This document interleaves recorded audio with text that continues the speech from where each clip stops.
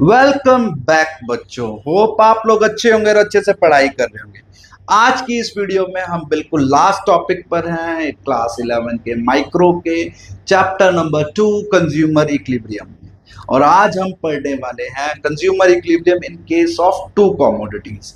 जैसे कि हम लोगों ने पिछली वीडियो में पढ़ा था consumer equilibrium in case of one commodity. अगर आपने वो लेक्चर मिस कर दिया है तो हमारे आई बटन पे जाकर उसकी ये दोनों वीडियोस को आप चेक कर सकते हैं। उसमें कंडीशंस ऑफ कंज्यूमर इक्विलिब्रियम को अच्छे से समझ सकते हैं। Clear.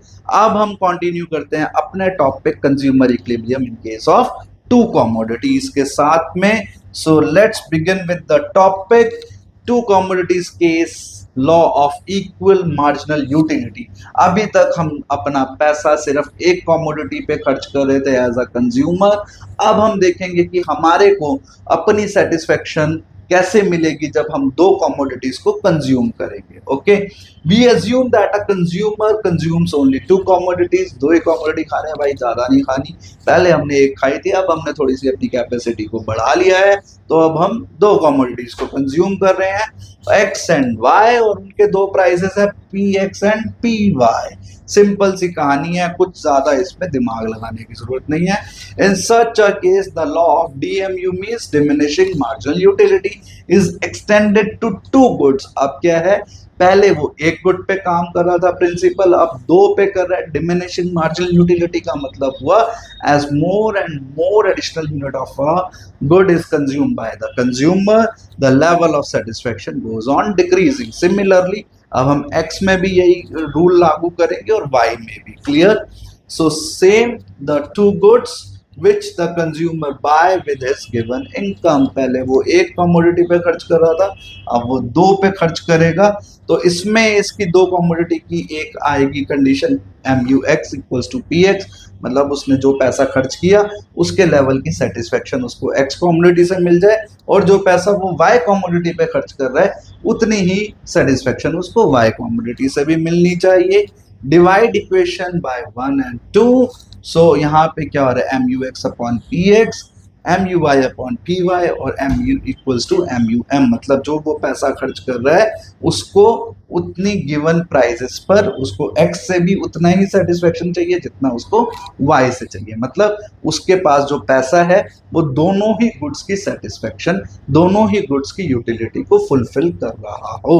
So let's see the example. Mister x हैं जिनके पास 88 रुपीज हैं और वो दो कमोडिटीज को खरीदना चाहते हैं जिसकी कीमत एक्स की कीमत भी 8 रुपए है और वाई की कीमत भी 8 रुपए है। ठीक है, तो भाई इसके पास तो प्लस पॉइंट है, दोनों ही कमोडिटी कितने रुपए की है, 8 रुपए की, 8 रुपीज की। लेकिन उसके पास में पैसा कितना है, 88 रुपीज। अब वो ये देखते हैं हम कि वो कितनी एक्स और वाई की कमोडिटीज को खरीद पाता है, मतलब एक्स कमोडिटी और वाई कमोडिटी की कितनी यूनिट्स को खरीद पाता है, सो दैट वो अपने मैक्सिमम सेटिस्फेक्शन लेवल पर पहुंच जाए। तो इसमें एक चीज इंपॉर्टेंटली बार बार याद रखने वाली है कि इस केस में हम लोग MUX upon PX equals to MUY upon PY equals to MUM लेकर चलेंगे। ठीक है, मार्जिनल यूटिलिटी ऑफ मनी को लेकर चलेंगे। ठीक है, अब जैसे हम लोगों ने पिछली क्लास में भी पढ़ा था कि हम अपनी मार्जिनल यूटिलिटी ऑफ मनी को एक एजम्पशन लेकर चलते हैं कि भाई इतना हम एज्यूम करके चलते हैं। तो यहाँ पर भी हम एक अजम्पशन मानकर चलेंगे क्या, कि 1 रुपए में ये भाई साहब को एक यूटिल ही मिल रहा है, मतलब 1 रुपया उसको कितनी सेटिस्फेक्शन दे रहा है, 1 यूटिल के बराबर। ठीक है, सो अब इसका यहाँ पर एक शेड्यूल गिवन है, हमने उसका marginal utility of X commodity और marginal utility of Y commodity का एक हाइपोथेटिकल मतलब एक इमेजिनेटिव टेबुलेशन बना रखा है। ठीक है, तो यूनिट्स ऑफ कमोडिटी 1 to 10 है। उसने अगर MUX की फर्स्ट कमोडिटी लेता है सर्टेनली वो ज्यादा उसको सेटिस्फेक्शन देगी। As more and more units are consumed by the consumer, his level of satisfaction from that commodity goes on decreasing. Okay, the similar is case with the commodity Y कि जैसे जैसे वो अपनी consumptions को बढ़ाएगा उसका level of satisfaction decline होता जाएगा। ओके, अब यहाँ पर क्या हुआ, एम यू एक्स भी दे रखा है, price of X is 8, M U Y given है, price of Y is given what 8। Okay, अब यहां हम कंडीशन लिखकर चलते हैं। कंडीशन क्या है? Condition is M U X upon P X equals to M U Y upon P Y equals to M U M. और हमने क्या मान के चला है? Here M U M clear is 1 rupee equals to 1 utils. अब उसके पास में इनकम कितनी है, कितने पैसे हैं? 88 रुपीज। तो 88 रुपीज हैं उसके पास, तो 88 यूटिल्स हो गए। कितने हो गए उसके? 88 यूटिल्स। तो हम यहाँ पे फिर से लिखते हैं कि 88 रुपीज में कितने यूटिल्स हैं? 88 यूटिल्स। ओके, तो MUM कितना हो गया हमारा? 88। क्लियर। अब यहाँ हम एक इक्वेशन ड्रॉ कर लेते हैं फटाफट से विदाउट वेस्टिंग द टाइम। यहाँ एक कॉलम और ड्रॉ कर लेते हैं और यहाँ पर हम लोग लिखते हैं क्या कि MUX अपॉन PX।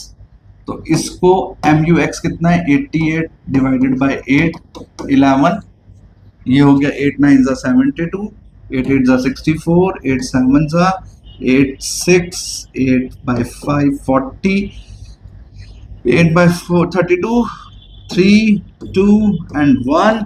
ओके, बहुत इजी है। MUX अपॉन PX की है तो बहुत इजीली हमारे को ये एक रेशियो मिल गया। यहाँ पे PY का अब हम दिखा लेते हैं। 8 5 जा, ठीक है, 8 4.5, ये हो गया 3, 8 2.5, ये हो गया 2, ये हो गया 1.5 1, ये हो गया 0.5, ये हो गया 0 0। तो ये हमारे को कुछ इक्वेशन इस तरीके के मिलकर आ गई। अब हमने ये चेक करना है क्या पहली कंडीशन, क्या MUX और PX, MUX upon PX equals to MUY upon PY हो सकता है? कहाँ कहाँ पर हो रहा है पहले इसको हम चेक कर लेते हैं। MUX इक्वल्स टू MUY कहाँ कहाँ पर हो रहा है, ठीक है। तो आप ये देखें यहाँ इस वाले टेबुलेशन में और इस वाले टेबुलेशन में जहाँ पर हमने MUY अपॉन PY लिखा है, ठीक है। यहाँ पर ऐसी कौन सी दो डिजिट्स है जो सेम है? तो पहला हमारे को मिला 5 और यहाँ पे हो गया 5, ठीक है। ये 5 कौन से नंबर पर आ रहा है? 1 2 3 4 5 6, मतलब अगर वो 6 यूनिट किसकी? 6 यूनिट ऑफ x, और ये कितने पर आ रहा है? y की वैल्यू 1 और 1 यूनिट ऑफ y। तो 6 यूनिट कितने की आई? 1 यूनिट 8 रुपए की है, तो 6 इंटू 8 इक्वल्स टू 48। और 1 यूनिट आ रही है y की, 1 यूनिट कितने की है? ये भी 8 की है, तो हो गया 56। तो यहाँ पर क्या हुआ? वो पैसा कितना है उसके पास? 88, लेकिन वो खर्च कितना कर रहा है? 56। तो ये वाली कंडीशन हमारी फुलफिल नहीं हो रही। अब हम देखते हैं नेक्स्ट। 4 है, कितने पर आया? 7 पर, और यहाँ 4 है ही नहीं तो हम इसको नहीं लेंगे। 3 कितने पर आ रहा है? 8 पर, और यहाँ आ रहा है 3 पर। तो इधर हम नेक्स्ट इक्वेशन बनाते हैं कि 3 units of x, 3 units of y, sorry 3 units of y और 8 units of x। 3 unit again 3 into 8 24, और 8 यूनिट ऑफ x 8 इंटू 8 हो गया 64। तो ये 88।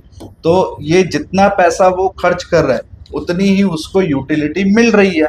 ओके, तो यहाँ पे जो इक्वेशन आ रही है, how many unit of x and y should mister x buy, तो इसके वो लेगा 8 यूनिट्स। कितने? 8 यूनिट्स। और इसके कितने लेगा? 3 यूनिट्स। क्यों? क्योंकि 8 इंटू 8 हो गया आपका 64 और 3 इंटू 8 हो गया आपका 24। तो 64 प्लस 24 हो गया आपका 88 rupees, and 88 rupees are equal to 88 utils, ठीक है। So he will buy 8 units of x commodity and 3 units of x commodity, ठीक है। Next, sorry, so he will buy 8 unit of x commodity and 3 units of y commodity to reach his level of satisfaction. वो इससे कम या ज्यादा नहीं ले सकता, because अगर वो ऐसे करेगा तो उसका लेवल ऑफ सेटिस्फेक्शन हिल जाएगा, खराब हो जाएगा। ओके, अब हम चलते हैं एक बिल्कुल लास्ट क्वेश्चन पर। A consumer consumes only two goods X and Y. बिल्कुल धन्यवाद हमें बताने के लिए, क्योंकि हम टू कमोडिटीज के केस में पढ़ रहे हैं तो वो एक्स और वाई होगा। The marginal utilities of X and Y are 4। ठीक है, तो marginal utility of X and Y are 4 and 3। तो यहाँ पर MUX हमें गिवन है 4 और MUY हमें गिवन है 3। And price of y, price of x and price of y is 3 per unit. तो PX इसका भी 3 हो गया और PY भी हो गया हमारा 3। इस consumer is in equilibrium, what will be further reaction of the consumer. तो अब हम क्या वो इक्विलिब्रियम में है या नहीं, इसको देखना जरूरी है। तो MUX अपॉन PX, तो ये है 4 और 3, और जबकि MUY और PY क्या है, MUY कितना है 3 और प्राइस कितना है 4। तो क्या वो कंज्यूमर इक्विलिब्रियम में है? तो नहीं, क्योंकि कंज्यूमर इक्विलिब्रियम की जो कंडीशन है वो है MUX equals to PX, MUX upon PX equals to MUY upon PY, whereas the condition here is reflecting 4/3 equal to 3/4, so it is not in equilibrium। तो वो इक्विलिब्रियम में नहीं है, तो वो इसमें क्या करेगा, अब देखो यहाँ। So this is our very last question of consumer equilibrium in case of two commodities, as well as the last topic of the chapter consumer equilibrium। ठीक है, अब अगर आपको कोई भी डाउट होता है आप हमारे कमेंट सेक्शन में जाइए, वहां पर अपनी क्वेरीज को लिखिए, हम आपकी सारी क्वेरीज को सॉल्व करेंगे। अब मिलते हैं बिल्कुल नेक्स्ट वीडियो में नए चैप्टर के साथ। Till then remain fit, stay fit and be connected with us. Thank you so much.